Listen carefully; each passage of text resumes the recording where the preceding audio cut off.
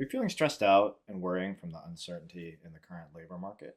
Well, you're not alone. So let's spend some time talking about it today. So, welcome to the Talk to Me PDD podcast.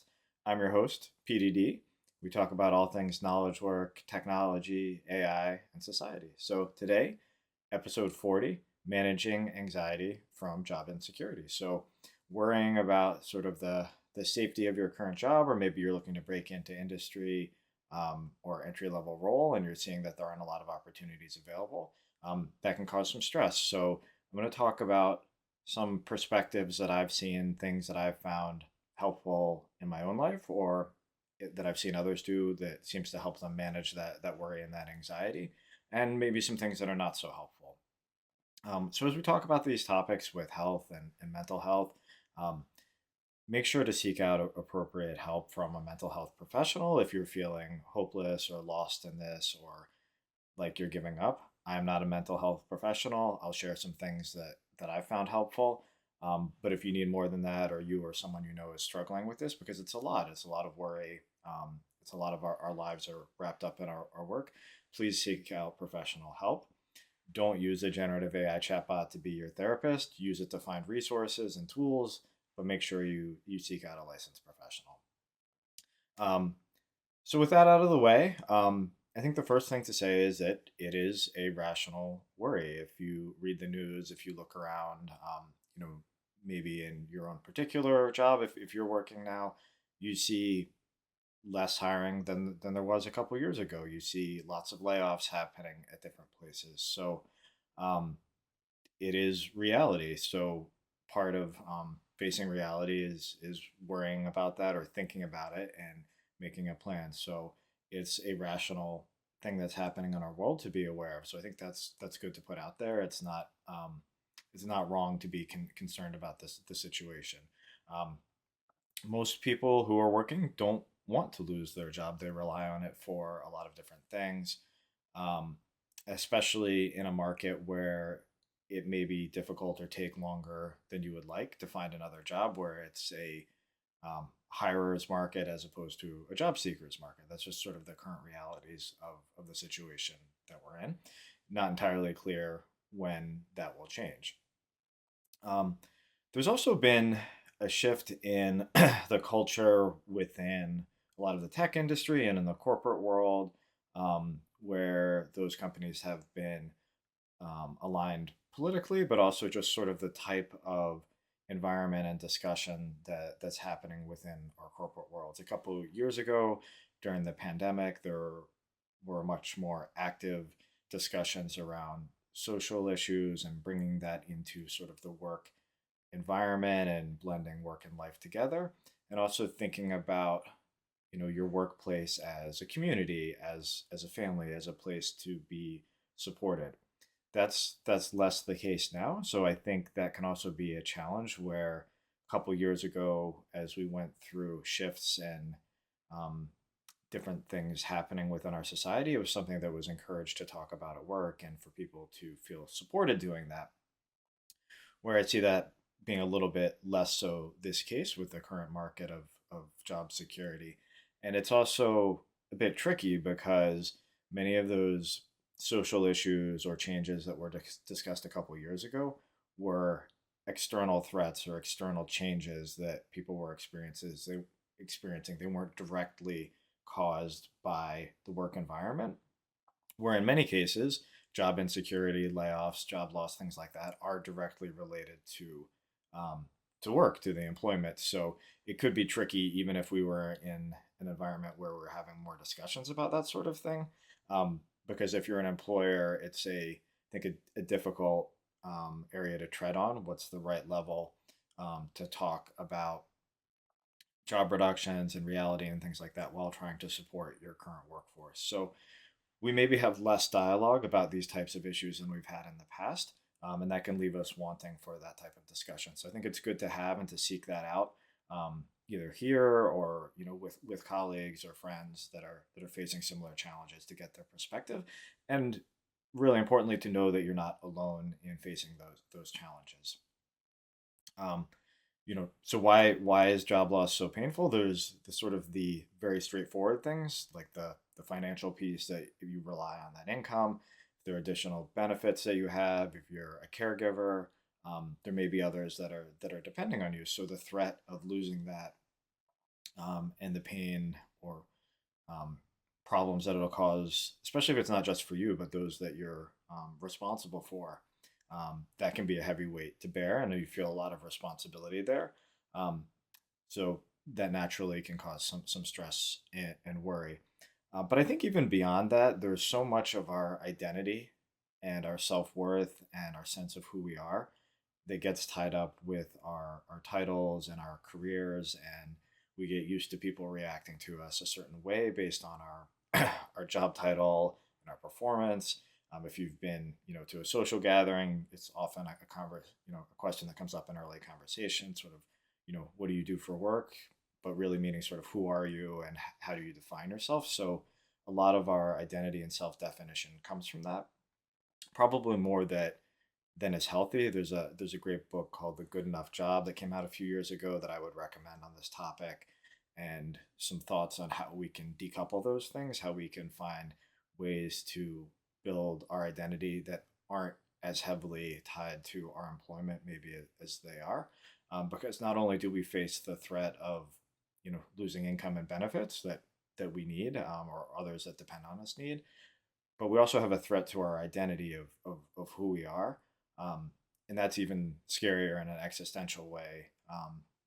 So I think it's a good time for us to pause and reflect on that and think about ways that we can diversify our identity, and maybe not be so heavily reliant on our job or our title to define who we are.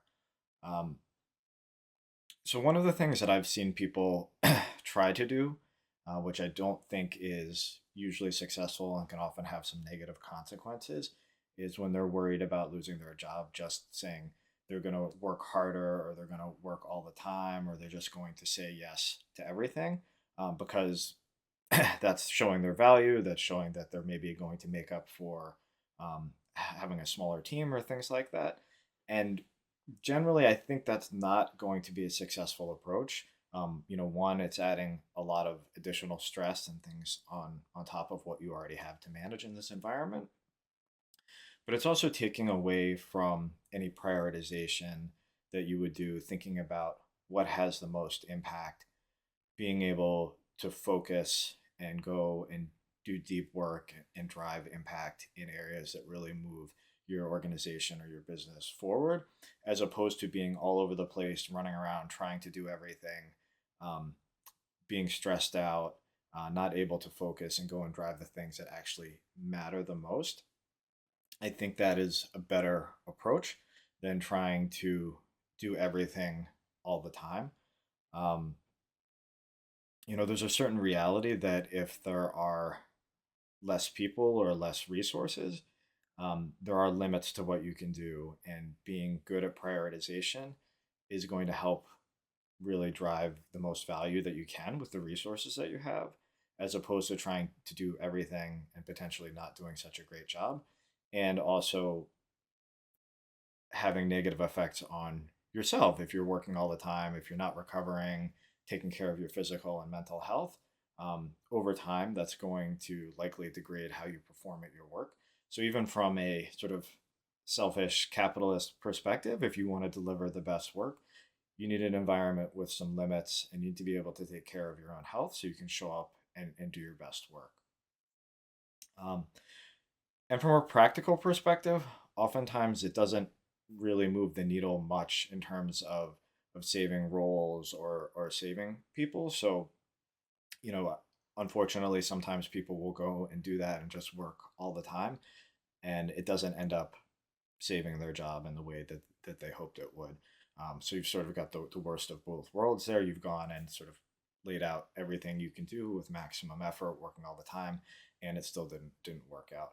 Um, and part of I think this environment is accepting that those things can happen, and there are things that we can do to try and control that, doing our best work.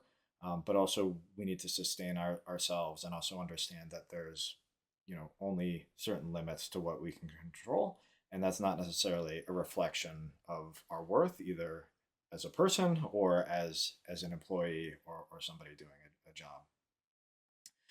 Um, it's also good to think about um, separating sort of the value that you have and your recognition directly from the manager that you work for. I may have talked about this previously, but sometimes there can be an over reliance on what your individual manager thinks of your work and your performance, and looking to them to go out and evangelize for you. Of course, those things are good, um, but being able to differentiate beyond that, being able to have visibility within your broad organization, um, may not necessarily save you in all circumstances, but I think is always a good policy for building your career and helping others see the value that you bring. And within reason, I think that's something that you can do that will help your career in general, and may help you in a time where there are limited roles. There's also the possibility that your manager may change, and that may happen more frequently in an environment where there's disruption and change and reorganizations and job loss.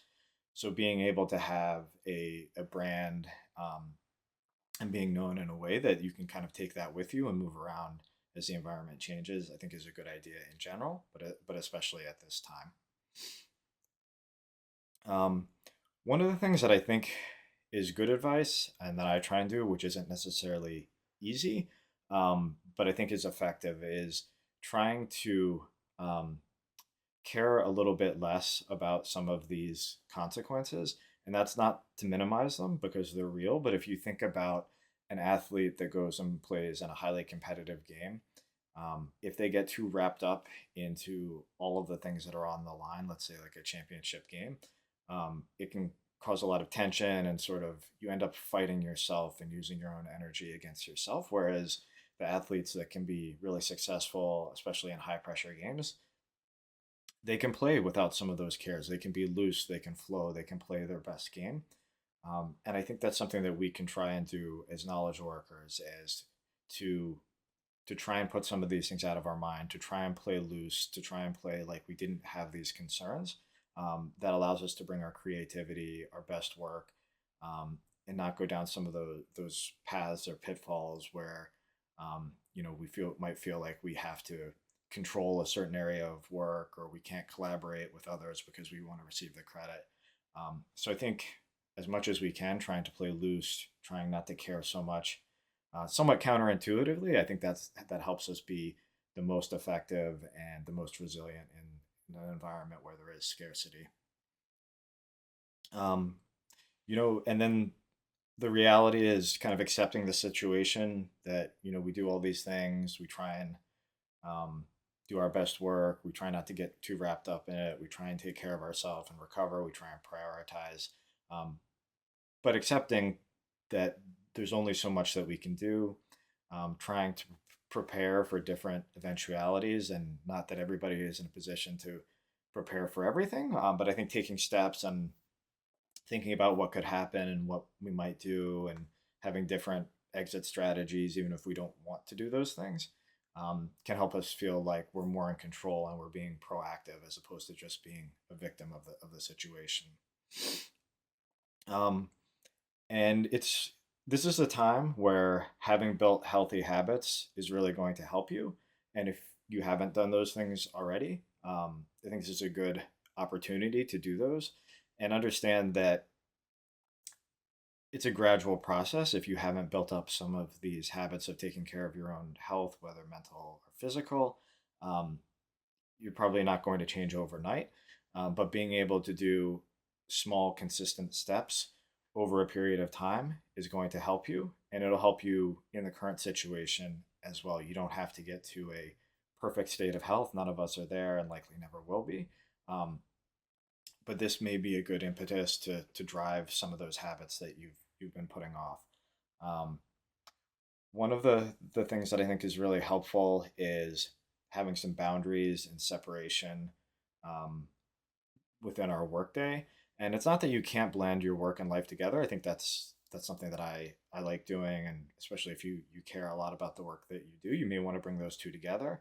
But having some space where you're not always connected with work and not working all the time, it can be really helpful to reset, to let your body and your mind recover, and then to go be able to go and do really high intensity, high impact work when you are working.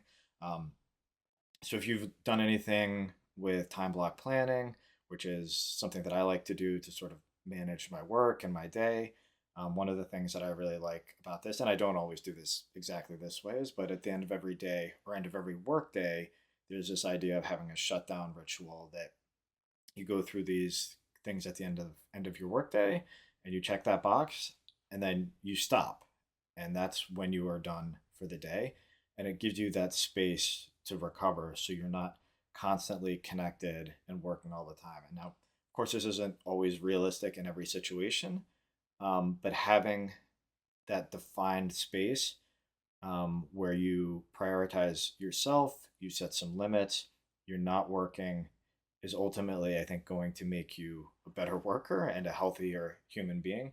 So you haven't tried that, I would recommend it. And time block planning is just a way to take higher level prioritization and then execute that throughout a given day. So it's not necessarily that on any given day you're making progress on every big task that you have, but over time you are, and you're organizing yourself and you're being intentional about where you spend your time and do your work. So you can move towards those big goals, and you're not just all over the place with activity that's not necessarily landing as much impact as it could. Within all of this, there's time of uncertainty and change, and the tech industry, and lots of different industries with AI and various other things. It's good to bear in mind that within chaos, there's often a lot of opportunity, and sometimes we need this cycle of destruction and then regrowth for new things to grow and things to change. So it's not necessarily easy in the thick of it to keep that mindset. But I think that's a positive way to think about some of the current situation. Is this maybe an opportunity for you to grow and to do different things and to expand your career in ways that weren't necessarily available beforehand? So trying to take advantage of those things, and it's also an opportunity for us to test how resilient we can be, to test our mindfulness. I once heard somebody say mindfulness is not about being calm during kind of when everything's great and perfect. It's being able to maintain that calm amidst the chaos and when life is not necessarily ideal, and having sort of that mindset that this is an opportunity, even though it's challenging, can put a more positive spin on how we approach things and how we experience the current situation. Um, so that's kind of what I've had. Those things are generally helpful for me. I've seen it, be helpful for others. And I mentioned a few things where I feel like people have fallen into traps where, just by trying to do too much, and that's not necessarily the best solution or even the most effective solution. And it's never going to be perfect. There are times when it can feel more intense than other times. But overall, I think doing these things, feeling like you have control, feeling like you're making impact on important things, taking care of yourself, these will all help us be more resilient through the process. So hopefully you found it helpful. Hopefully you feel less alone with the current challenges. Again, if you are struggling, reach out to a mental health professional, get some support. You're worth it. You are not your job. If there, others that you think would find this content helpful, please share it out with them. Like and subscribe, and I wish you well in your job and in the coming new year. So thank you.